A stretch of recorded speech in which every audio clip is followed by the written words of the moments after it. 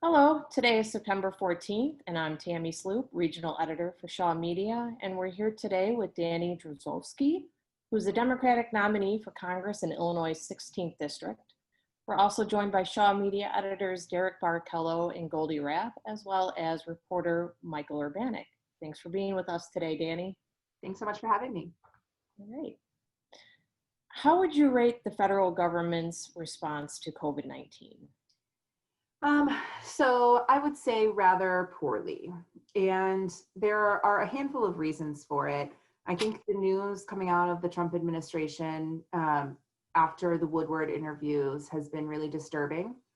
The understanding that President Trump recognized the threat to the American people and tried to downplay that threat is really concerning. There have been far too few protections put in place for working families all across this country. And we've seen the pandemic ravage communities like mine.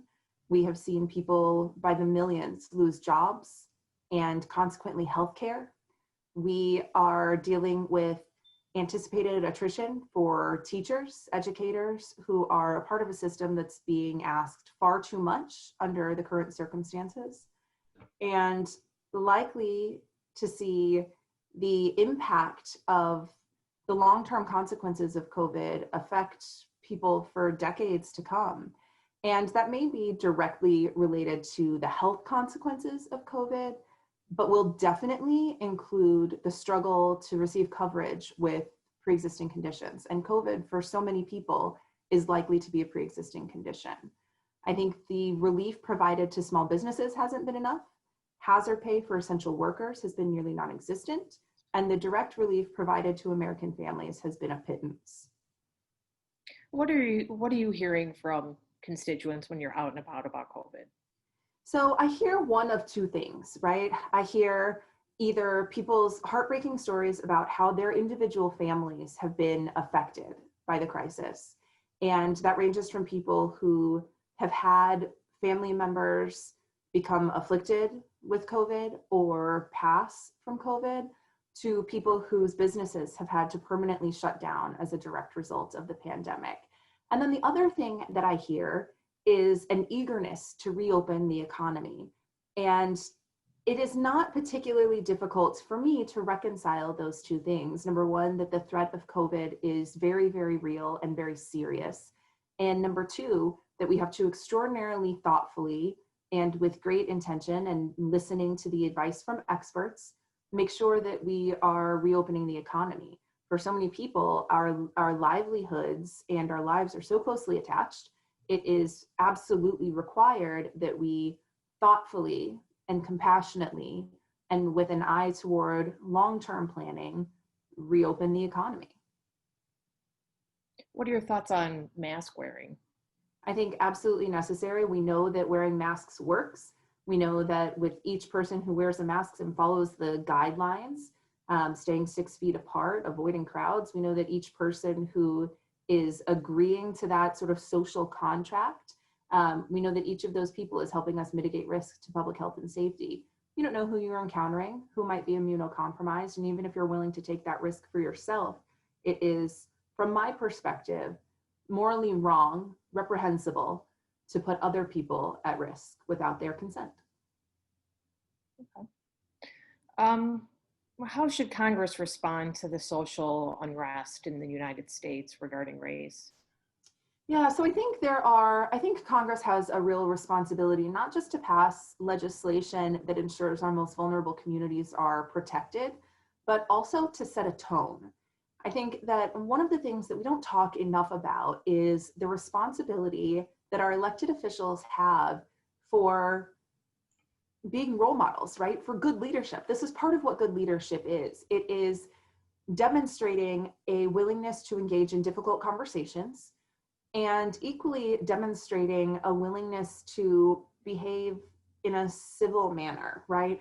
It is totally unacceptable for us to have, and this is a bipartisan issue, right? The unwillingness to engage in civil discourse, it cuts both ways. There are certainly Republicans and certainly Democrats who engage in an unwillingness to reach across the aisle. And what that results in is not just legislative gridlock and nothing happening from a policy perspective, but it also results in this culture of, frankly, nastiness. It results in a culture of cruelty and a lack of tolerance that contributes to civil unrest. So the truth is that there's racism in this country, right? And anybody who would argue otherwise is blind or unwilling to see it. I think that the death of George Floyd has been an eye-opening experience for a lot of people. And listen, I talk to constituents of Illinois 16 literally every single day. And I have heard from more than a handful of people who a year ago would have been resistant to the idea that there's racism, that racism still exists in this country in the way that it does, and who today understand that there's a problem, that police brutality is a problem, that racism remains, that, you know, the rise of groups like QAnon is directly tied to racism in this country. And what I have seen as I've traveled through the district, as I have marched in solidarity with protesters and sat in earnest conversation with law enforcement, what I have seen is a willingness on the parts of so many people to have these conversations, to learn things that we didn't know before, and to start talking about solutions. And so I would say that, you know, Congress has a responsibility to pass legislation like the Justice in Policing Act, which bans chokeholds, for example, and puts into place some things that we might assume are sort of common sense reforms to how police operate. But that Congress equally has a responsibility to set a tone and to demonstrate leadership by ensuring that the conversations that Congress engages in are civil and respectful and solutions oriented. Yeah, you started to hit on what my next question was going to be. Is there a need for police reform? And then if so, what should it entail? Yeah, so I definitely think there's a need for police reform. So in the same way I alluded earlier to how our educators are being called upon to serve in far too many roles with far too few resources, the same is true of our police departments. You know, we require our police officers, and listen, I grew up in a military family. I knew MPs, military police, left and right. They were a part of our close-knit communities when I was a kid. I still am really friendly with a number of police officers here locally. I live in LaSalle. This is a place where, you know, we know cops, right? We all have neighbors and friends who are police officers. We know that not all cops are bad cops, but we also know that there is a disproportionate effect to Black communities by police brutality. And that points to a problem. It points to some fracture in the way police are being trained or resourced. And so we can address those things directly.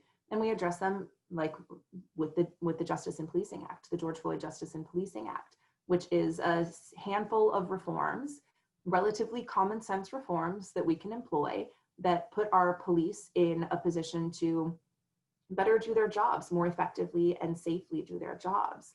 I think when we're thinking about public safety, we are thinking about law enforcement, but public safety has to be so much more than that, right? It has to encompass so many more things. And I think it's really critical that we think about police reforms in that way. You've mentioned some common sense reforms a couple times. What are some of those common sense reforms that you support? Yeah, so it's things like banning chokeholds, right? I think that's a big one. It is things like ending qualified immunity, right? So we put police officers in a position where, a sort of bad apple might perceive qualified immunity to mean that they're above the law. And in some ways, we've seen the criminal justice process for police officers and others. We've seen it fail. We have seen people be above the law in some ways, and that's totally unacceptable, right? We have to end that. No one is above the law. No one should be above the law. So it's things like that. It's making sure that we're not being overly reliant on police officers as, arbiters of, peace in domestic violence situations. We want to make sure that we are not overly reliant on police officers in situations involving mental health or addiction, You know, there are so many places where we need more resources for our communities. And instead, what we're doing is pointing to law enforcement as solely responsible for just far too many things in our communities. You had mentioned taking part in some demonstrations. Which ones did you take part in, and why did you feel those were important? Yeah, so I have marched probably since George Floyd was killed at the end of May. I have marched probably 6 times, a couple of times in Rockford with youth activists in Rockford. Rockford, as you all may know, has had some tension between police and the sheriff's department and protesters and activists. And so I thought it was important for me to be present in the community. So I have been an activist and an organizer myself for a long time. And I think those opportunities to show up for people who are fighting for the things that they really believe in are super critical. I think we don't build a bridge often enough between activists and organizers and our elected officials. And I think that this is a problem in politics more broadly. And the problem is perpetuated when you have representation that is absent, that doesn't show up, that's inaccessible. That's a problem. I marched with Black Lives Matter activists here in LaSalle. So LaSalle is my hometown. This is where I'm from. It's where I grew up. Our Black Lives Matter activists here, the group is run by really, really young activists. It's one of the things that's been so powerful for me to watch unfold over the course of the summer is all of these young people who recognize that, you know, we have a critical moment to change the course of American history, to make things better and more equitable for everyone, to lift up all of our communities. And watching young people be called to action in this way over the course of the past handful of months has been a really powerful experience for me. And I sat, like I said, in conversation. So I've marched with the Black Lives Matter folks here locally a couple of times and sat in conversation with local law enforcement and activists, leadership at the city of LaSalle. I think those conversations are really important. It's important that we are building bridges, not burning them down. Sure. And changing the subject just a little bit, what are your thoughts on gun control, including assault weapons? Yeah, so listen, we live in a district where it would be foolish to not be supportive of the Second Amendment, right? We live in a place where gun ownership is just a part of our culture. It's a part of our identity. I fully support the Second Amendment.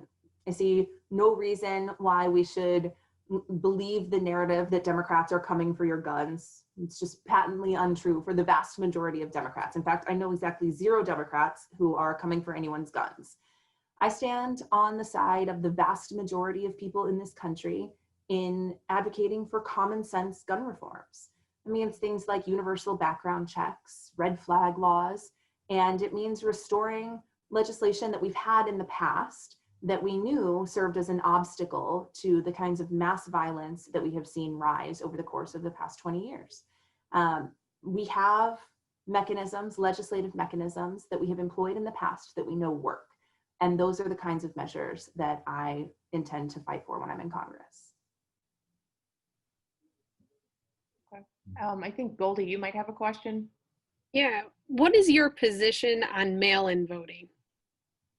Yeah, so it's been really unfortunate to see the crisis at the post office occur at the same time we have state by state passed all of these pieces of really meaningful voter access legislation. So I stand firmly on the side of democracy here, right? That the more participation we have in the electoral process, the more people who feel empowered to vote, the better off we all are. It's how we elect people who are truly representative of their districts. So I myself will be early voting, but I think the state of Illinois has done a really tremendous job of expanding access to vote by mail. We're expecting something like a 400% increase in ballots by mail this cycle. I have spoken with so many county clerks, so many election authorities over the course of the past several months about the safety of voting by mail, the security of voting by mail. And what we know from a huge body of research is that voter fraud is extraordinarily unlikely. It just rarely, very rarely happens. And under the circumstances, particularly with the pandemic raging, schools starting, rates still rising in the state of Illinois and in communities all throughout the 16th, I think it's absolutely critical that we get as many people to vote by mail and to vote early as possible so that we can continue to mitigate risk for public health.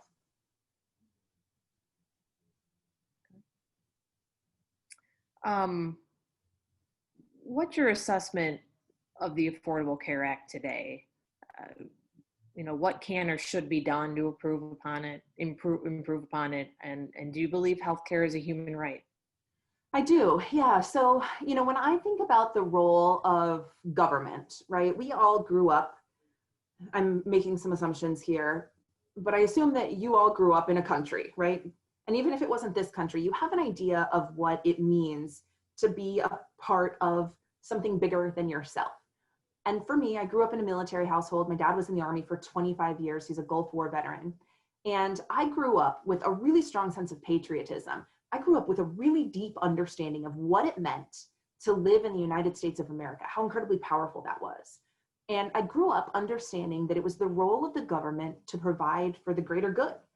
We pay taxes, and those taxes, we understand, are for the provision of services, some of which are designed so that if the worst should befall our families, somebody's going to catch us, right? There is a safety net there. And I think for so many families, the ACA has been exactly that. Prior to the passage of the Affordable Care Act, more than 60,000 people in this district didn't have health care at all, were uninsured. And after its passage, the number had dropped to around 36,000, which is dramatic, right? That's 20,000 families who are in better shape now than they were prior to the ACA. Now, we haven't updated those numbers since the beginning of the pandemic. And what I suspect we would see in this district is much like what we've seen all across the country, which is just an extraordinary loss of health insurance for far too many people. Healthcare is a human right. We should be able to rely on the government to provide for our very basic needs, and our health should be among those needs. We should be able to rely on the government for this thing, right? We should be able to know that there is a safety net, that something is going to catch us if everything else fails. I think the ACA is an extraordinary start, and we need to ensure that it is protected, particularly as we come out of the pandemic. As we talked about a little bit ago, I think we are looking at many, many, many more people, hundreds of thousands, possibly millions of people who are going to come out of this pandemic and have a pre-existing condition that they didn't before. And I think it's really, really important that we are thoughtful about how we protect them as we move forward. Okay. Another federal stimulus package has stalled, possibly until after the election. What do you believe needs to be in the next package? Yeah, so I'm really frustrated about the gridlock in Congress right now. It is really disappointing to me to see these partisan negotiations end up being exactly that, entirely partisan, and that we have created this culture that makes it so difficult for our elected officials to vote on behalf of their constituents. It is infuriating for me. I believe in democracy. In fact, I believe in a two-party system. I believe in the Republican Party just the way I believe in the Democratic Party. I believe that the discourse in the United States of America, the reason this country is great, in part hinges on our ability to compromise and negotiate and find places where we are closer together than we are far apart. And I equally believe that right now in the United States of America, we've made it impossible for our legislators to do that. And so when this bill stalled last week, I was looking really closely at the bill, and there is exactly one piece of that bill. It's not what I would want.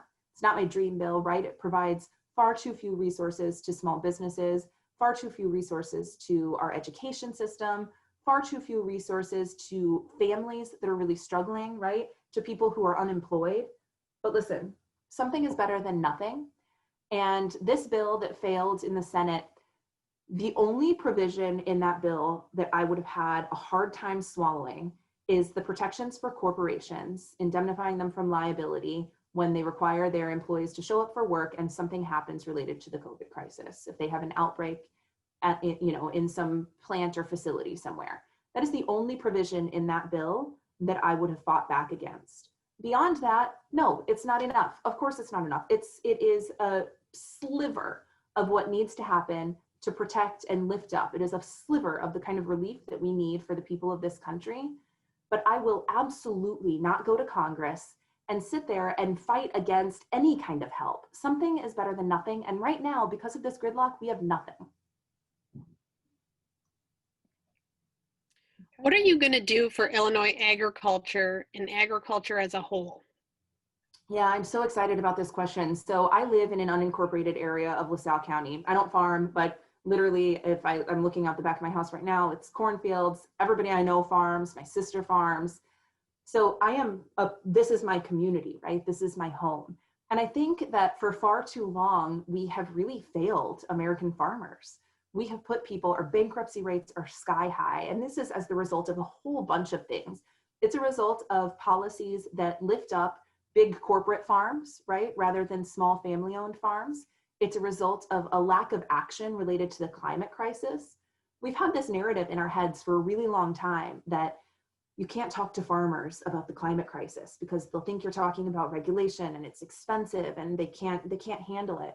None of that is true. Farmers felt the climate crisis before the vast majority of the rest of us, right? Farmers make their living off the land.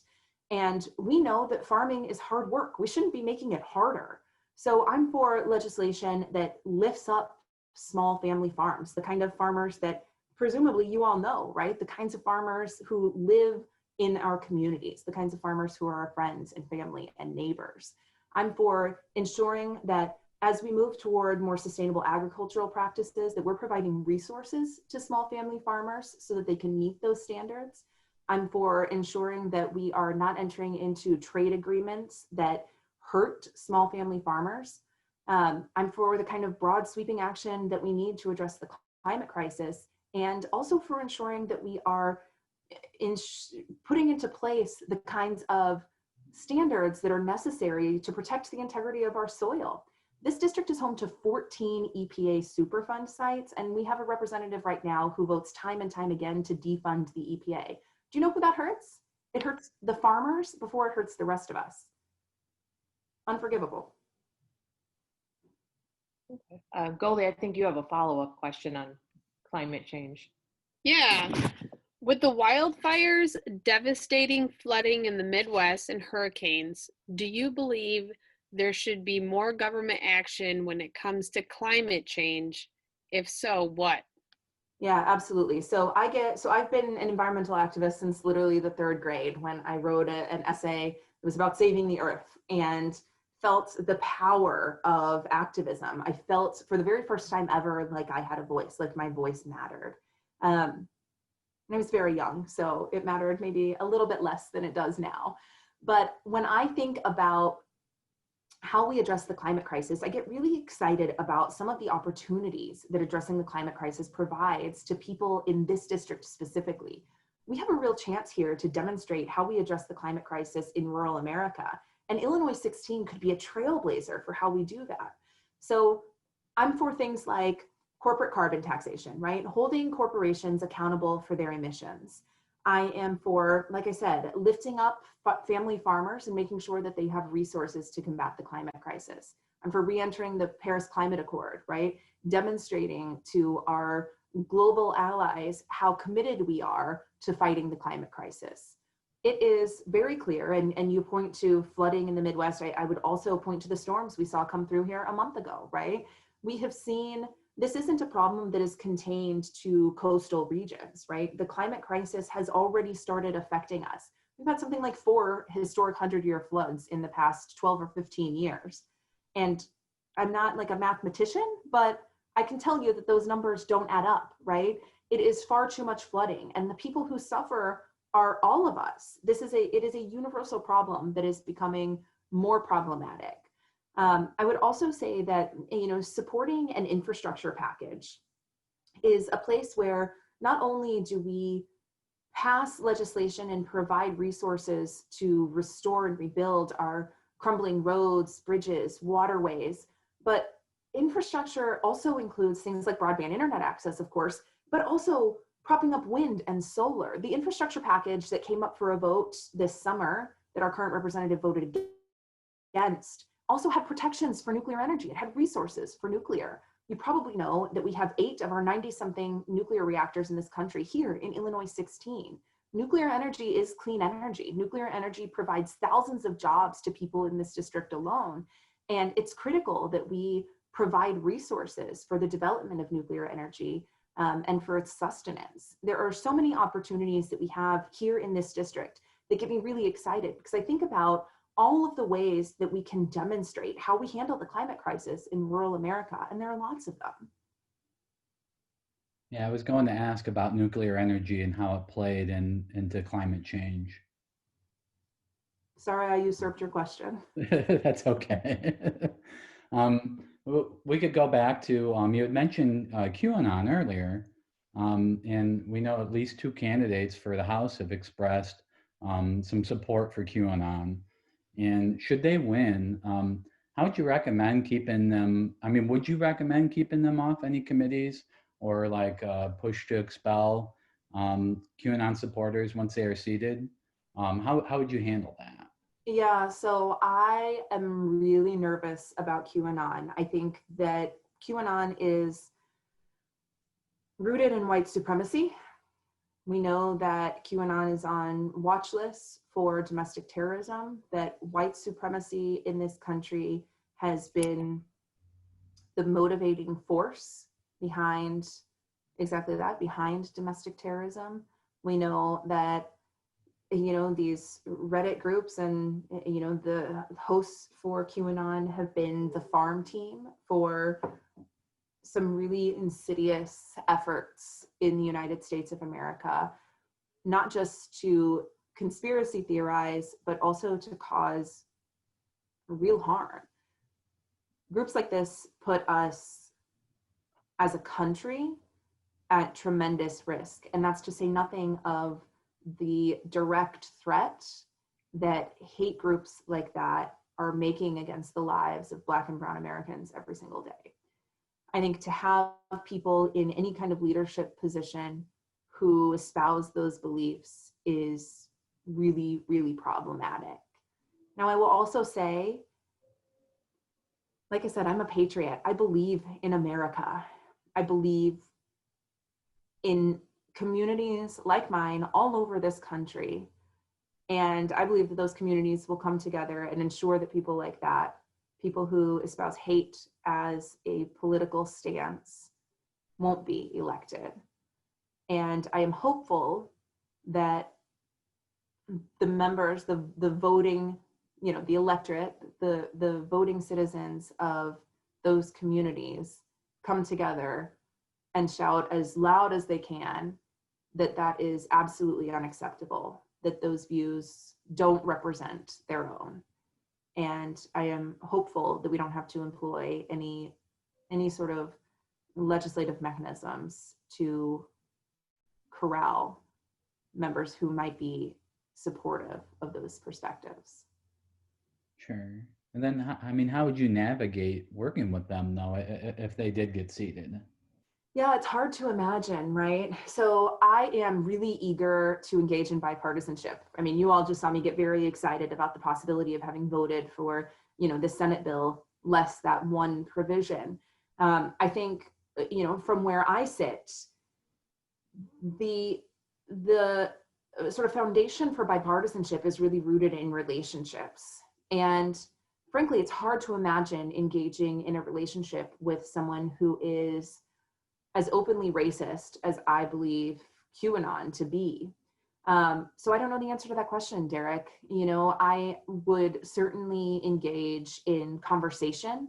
I would certainly enter those conversations, as I do literally every conversation, with an open heart and an open mind.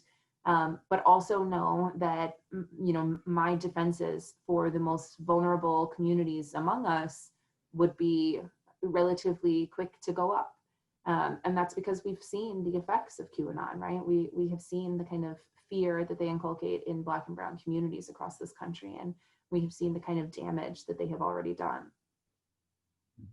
And are you satisfied with the current role that the federal law enforcement has played when it comes to conspiracy groups like QAnon?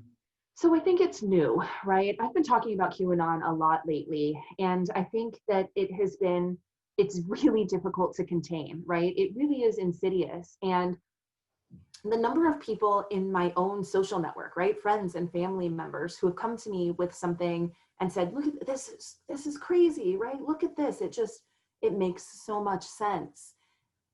These are people who are, they're reasonable people who are somewhat politically engaged, who are upstanding members of their communities, right?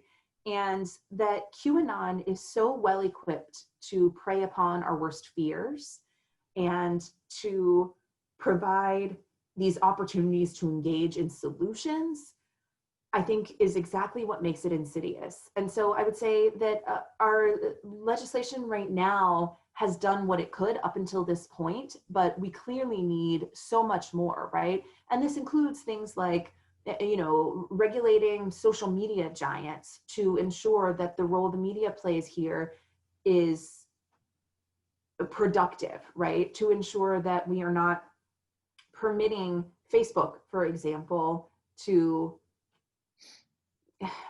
continue to allow these mythologies to persist, that we're not allowing influencers on Instagram to amplify these messages. And it also includes making sure that we're cracking down on hate crimes, that we're increasing penalties for hate crimes, that we're looking really closely at the threats coming out of groups like QAnon and calling them what they are. I think some of the designations from Southern Poverty Law Center, for example, the FBI, right? These are places where we need to make sure we have adequate resources so that the exploration of groups like QAnon can be thorough and we can ensure that we've got our heads around what exactly the threat is. Okay. How would you grade Donald Trump's presidency? And can you explain? Yeah, so I would give Donald Trump a D. And it is precisely because of all the things we've talked about, right? You look at the nearly 200,000 unnecessary deaths as a result of COVID. You look at the civil unrest, at the rise, not just of racism and police brutality, but of anecdotally of conversations that we see happening, that we hear happening amongst our friends, family, and neighbors. You see the flags flying, right? You see the Trump flag flying alongside the Confederate flag. You see the implicit hatred there. And I think it is terribly problematic. I think you look at the 5.5 million people who are now uninsured. You look at the failure of our executive and legislative branch. You look at the failures to provide funding for new infrastructure. You look at the crisis that's still going on at our southern border pertaining to immigration. It feels like things are not going particularly well for far too many of us. And though you might point to the economy and suggest, well, the stock market's doing great, I would argue that volatility benefits a small few. That volatility benefits people like Jeff Bezos and Elon Musk. It doesn't benefit the people in communities like ours. And what we need is leadership. We need competent, compassionate leadership at every level of government. Now, I would also say that Donald Trump has done an adequate job of speaking directly to lots of people in communities like ours. The thing that President Trump does really well is he addresses the concerns of people in places like LaSalle County and Lee County and Ogle County, right? Places like Illinois 16, where we have people who are struggling and suffering, who for decades have looked around and recognized that we've got a political system that works against us, not for us. And when they voted for President Trump, it was for that exact reason. It was because he represented a departure from what we had come to accept as the political norm. And I think, in that particular respect, he's done something really positive. I think in some ways, Donald Trump may have restored a little bit of confidence for voters in districts like this one. And I think though he has not kept the promises to working families, to the middle class, that I think they would have hoped for, his tax cut, for example, was really disastrous for middle-class families and supported ultra-wealthy folks and corporations. I do think that that messaging is something that we all need to pay close attention to, because I think for politicians, right, and I don't think of myself as a politician, I think of myself as a community member who cares enough to get involved in politics.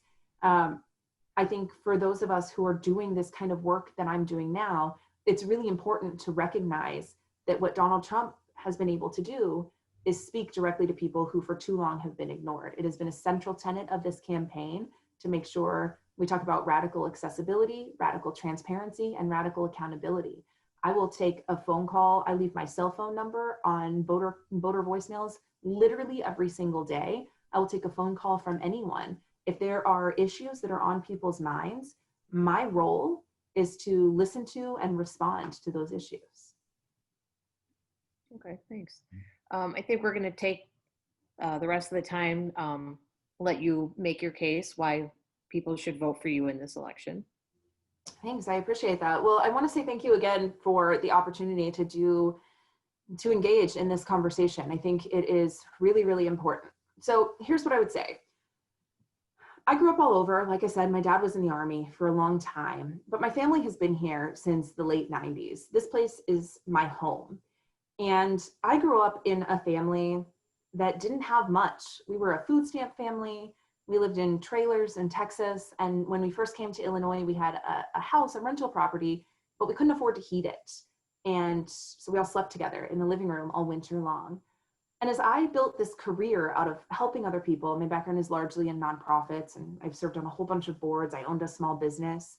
As I built a career out of helping other people and trying to lift my community up, what I saw was that the things that had been difficult for my family were getting harder for other people, not easier. And like I said, I believe in America. I believe in an America that works for all of us. I believe that that's achievable. And unfortunately, right now, we have representation that has voted against our better interests time and time and time again.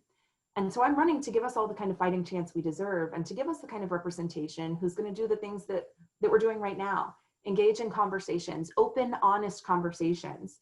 I've said I don't know a handful of times just on this call, right?